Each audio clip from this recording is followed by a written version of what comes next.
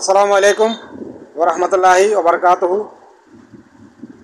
আজকে আসর নামাজে মসজিদে গেলাম। তো একজন ছোট ভাই নামাজ পড়তেছে। তার শার্টের পিছন দিকে একটি কার্টুনের ছবি অঙ্কন করা আছে।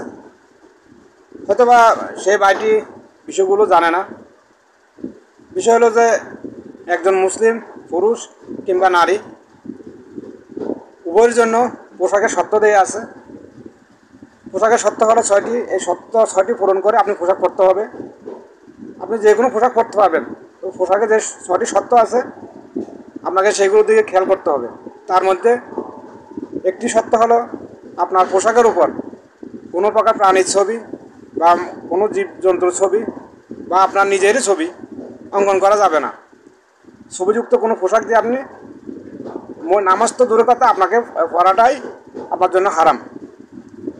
তো আসলে আমি অনেক সময় অনেক জায়গায় দেখেছি অনেক যুবক, বলতে গেলে কিছু বয়স্ক লোকও তাদের শার্ট বা বিভিন্ন গেঞ্জিতে বিভিন্ন প্রকার জীব জানোয়ারের লোগো থাকে।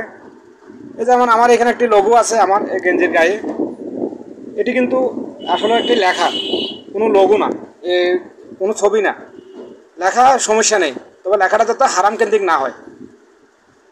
আপনার আপনার পোশাকের উপর লেখা থাকতে পারবে, কিন্তু কোনো প্রকার প্রাণী বা কোনো জীব জানোয়ারের ছবি থাকাটা উচিত হবে না, কারণ এটা হারাম। পোশাকের যে 6টি শর্ত আছে তার মধ্যে একটি শর্ত হলো আপনার যে পোশাক, সে পোশাকের উপর কোনো প্রকার প্রাণী, জীব জানোয়ার, মানুষের ছবি, যে কোনো ছবি নিষিদ্ধ।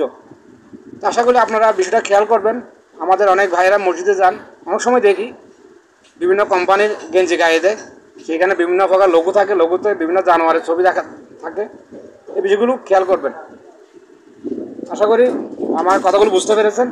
আসসালামু আলাইকুম।